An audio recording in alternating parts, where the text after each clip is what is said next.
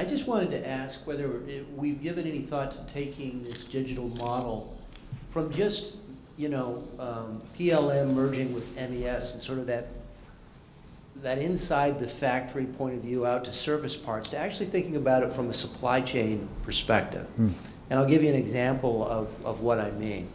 Why not, when you're producing a part, think about how that part is going to fit into a package, how that package is going to fit on a pallet. Is it going to be a standard pallet? Is it going to weigh out or cube out the truck?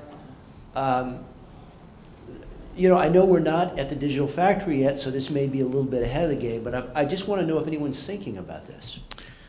I'm going to go out, maybe those that haven't had a chance to speak yet. Maybe, Dean, do you want to field this question at all? Because I know you... My friend here's already got the mic in his hand. Okay, great. Thank you. So this is Paul Boris from GE. So from that perspective, absolutely, right? You're not just thinking about, how you cube it out and how you ship it. It's when you look at your factory network, you can look at a multimodal model, right? Because if you're cutting metal, you can maybe do that in a lot of different places. Now you have the ability to ship those files digitally right to the machine if you're doing additive type processes.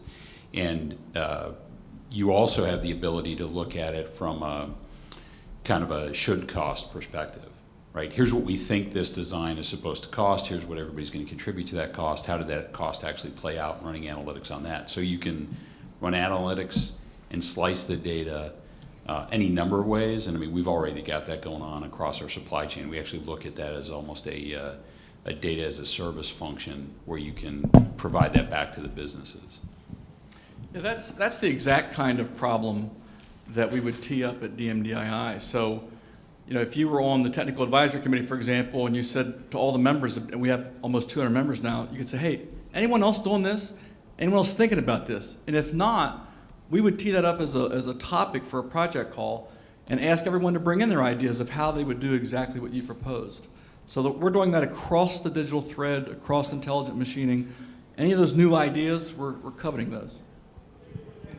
To help do some of that at DMDI, we're hoping, we've actually within our project are working on some schemas to actually define rules and resources and plans that can help you define rules around design, manufacturing quality, logistics, that you can actually start building models of what all those are, rule-based models, but also on top of that, define your resources. So if I have that digital model, I can then understand that my internal supply chain or my external suppliers have these particular types of machines.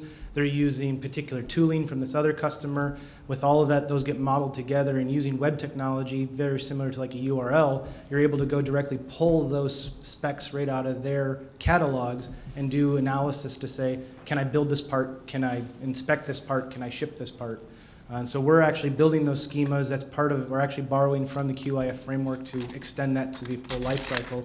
And that's something that we would hopefully then transfer out to like a DMDII or others to actually commercialize. Rob, do you want to field that question at all? Because I know you I probably have have a considered it. small example that we're doing today. So we feed all of our product dimension data from our PLM system directly into our ERP. So we have weights and DIMs, and then we have, transportation management solutions that help optimize trucking loads and things like that. But not as specific as you mentioned around packaging, but most of what we make is very, very large, and it already comes on the rail, and they just drive it away. Okay. All right. Is there any other questions from the audience? Go ahead. From a standards perspective, what was the rationale for picking MT Connect versus some of the other industrial standards and protocols, and what are you evaluating in addition to that one? I'll take my NIST hat off for here for a second, give my personal opinion. It's easy to implement. Honestly, now putting the hat back on, part of it is it's open. And if you look at the MT Connect Institute and where they're making headway, you look at the machine tool manufacturers who are supporting MT Connect, there's a wide adoption. You heard about Mazak, what they're doing with it, others are doing it. There's a lot within industry. And so we looked at the trends. Where are people going? Are they still using, I know there's a lot of OPC still out there, IPC, all these different other sort of protocols, but we're looking at where are people going. And we're seeing MT Connect really starting to gain a lot of steam. And because we are in basic and applied research, we want to start getting out in front. We don't want to do what people have been doing for a long time. We want to look at what can we do. So I think earlier someone mentioned the millennials, asked, if it ain't broke, why not fix it? Well, why not improve it? That sort of mentality, that's where we fall. Why not improve it? And so we want to look at these early standards and see how we can support that. And quite frankly, NIST has also invested a lot of money in the development of MT Connect. So that's part of that is also protecting the NIST investment, which is, if you're a U.S. taxpayer, your investment. And Rob, you mentioned sensor-enabled machine tools to automate the data collection process. Are you utilizing MT Connect in your? Yes, we are. You are, and the reasons behind that? From your observation, or just Probably even if it's more- anecdotal? Probably more of a OT question to my friends in the back row, but yeah, I know we did. I know we picked MT Connect. I don't know the specific reasons why, but I'm glad to hear it's a standard and being widely adopted by NIST. Okay. Does anyone else like? MT Connect is obviously getting good adoption here in the US, but as you step out into Europe, for example, you will see some other standards like OPC more widely being adopted. So, but at least in the US, this is gaining good traction. So you have a starting point. What are the European standards you're seeing? OPC at least is Oh, OPC, yes, of course. it's more widely used. But OPC is bidirectional versus unidirectional. So, okay. Does anyone else have one comment on that, or? Okay. Are there any other questions? I thought there was another hand up somewhere. Yeah, please. Bring the speaker. Oh, there's one here too as well. So, next after that. I can talk loud. I applaud the NIST effort. Is it 10 years too late? Who's going to enforce it? Who's going to validate it? Is it going to be certified that any of, our product's going to be interoperable according to this standard? Is it going to be another standard that everybody thinks is standard and then ignores? We prohibit controversial questions. No, I want to take this one now. So the easy answer is NIST is a non-regulatory agency, so I have no regulatory authority to go out there and tell people what to do. However, one thing that we are really good at doing, I think, is for less than $1 billion, we show a lot of value in what we develop. If you look at the track record of NIST and the things that we've invested taxpayer money in, we've been pretty successful. And I think around this concept, we're demonstrating it to that TRL 4, 5, 6 level to be able to show that these are things that can happen. And we're trying also to build public-private partnerships with the different consortiums and others to, again, make sure that we are meeting the stakeholders' needs.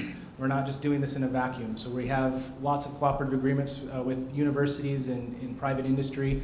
In the backside of my presentation, there's some of that. You can go to our website and see those things too.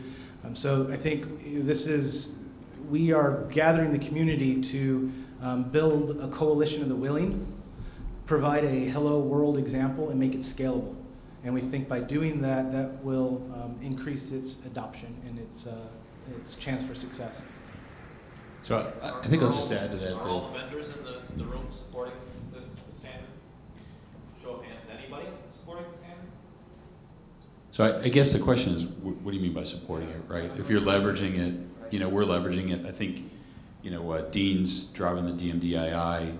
We have, that's essentially standards-based approach. We think we're pretty clear that the ecosystem around the industrial Internet of Things it's going to be an ecosystem play, even with Predix and that being the platform for the IIoT.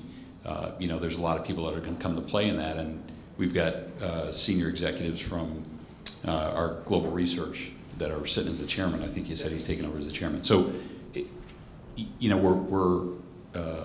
it's hard to argue with better together and pulling folks together. Whether or not people adopt a standard and drive to a standard, I think is going to be determined by the marketplace and how quickly people can adopt them, or if it just makes the entire process move forward faster. Okay. So it's my understanding AMT has invested millions of dollars of their own money to start the development of MT Connect. And AMT represents, I believe, over 600 machine tool companies, IT providers for machine tools, peripheral devices for machine tools. So in order for them to spend that kind of money, I have to believe they have the support of their members. So, I mean, we've been working on MT Connect now for, I want to say 10 years, and it really is starting to take off. Yeah, and the other thing is MT Connect is just a piece of what we're doing in the whole digital thread concept. The other piece that I didn't have time to get into the technicals on is around the whole handle system. And anybody who's familiar with the academic publishing world, you see those DOI numbers, that's all driven by the handle system, which is developed by Bob Kahn and his group. And if anybody doesn't know who Bob Kahn is, TCP/IP, he invented it. We are using his handle system as kind of the backbone. That system's been proven not only by the journal publication industry, but also by the motion picture industry, the music industry. All the other industries outside manufacturing who have to link data around and move it around are using a system to be able to understand where those digital assets are and how it's working. And we're using what they're using because it works and it's been proven. So that's kind of where we're going with it. Okay, and just as a comment, I know that OPC, just getting back to OPC Connectivity and MT Connect, they're not mutually exclusive.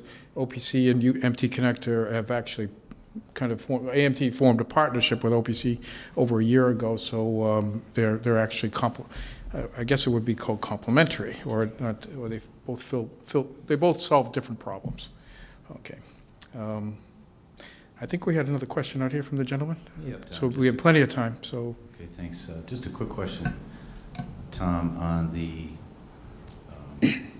if you could make a comment, you're familiar with ISA, obviously ISA 95 and 88 standards, and I'm particularly interested in your view on your project versus, for example, now they're at the B2MML level, and I think it's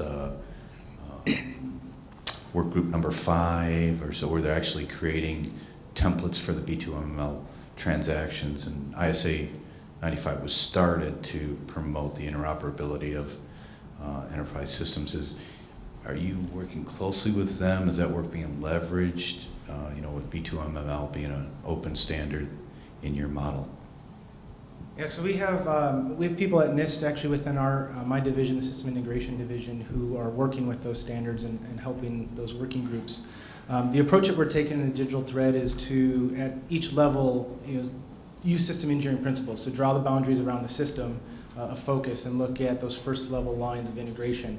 The one thing that I will say that we are doing, though, from a NIST perspective is we're not reinventing the wheel. We don't want to reinvent the wheel. We want to look at what's out there in the standards already, what's commercially available, and we want to help be the system integrators of that. That is, provide reference architectures, reference implementation to be able to do this enterprise-wide observation of data. And so the things that ISA are doing or that other standards are doing, we want to look at how do those integrate at the enterprise level to be able to link the data together. And so that's why we're, again, not to get too much into technicals, but we're looking at things like agent-based adapters that can sit on top of APIs of systems and be able to map that data through a handle system to be able to be the traffic cop of data, such that if someone has a homogeneous system, they can keep it, and if someone has a platform, which we've heard a lot about platforms today, the question I always ask is whose platform? In cell phones we have Apple and Android, and we see that there's lots of arguments online with all the fanboys in both. Is that same thing going to happen here? We want to say, we don't care what you use. We want to understand how we can link it all together, though, by leveraging those things and integrating them in a systems way. So it's a lot of systems thinking. Okay, thank you. Does anybody else want to touch that question at all? Or? Okay. Are there any other questions in the audience? I have one more question. Great. And do you want to speak, Michael? Do you consider yourself a millennial outside of age, and if so, why? And is that a smartwatch you're wearing? So I'm the Oregon Trail generation, and if anybody hasn't seen that article, I highly recommend Googling it. I was born in 1983, so I'm like kind of one of the lost generation. I remember the first time a computer came home, but my brother doesn't. So I remember the days of rotary telephones. My brother doesn't. My brother's 8 years younger than me. So I think I have one foot in the analog age and one foot in the digital age, and I think that's one reason why I think I'm drawn to this sort of area. And yes, this is a smartwatch. Okay. Is a smartwatch some kind of indication whether we're millennials? Paul and I both have smartwatches. There we go.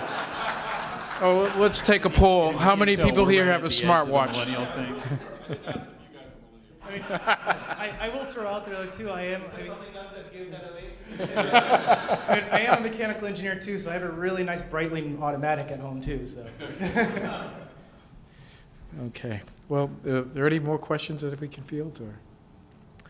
Well, I want to thank my presenters and the panel all for their time and the effort they put into making these presentations work. And I want to thank the audience also for great participation and your willingness to be here.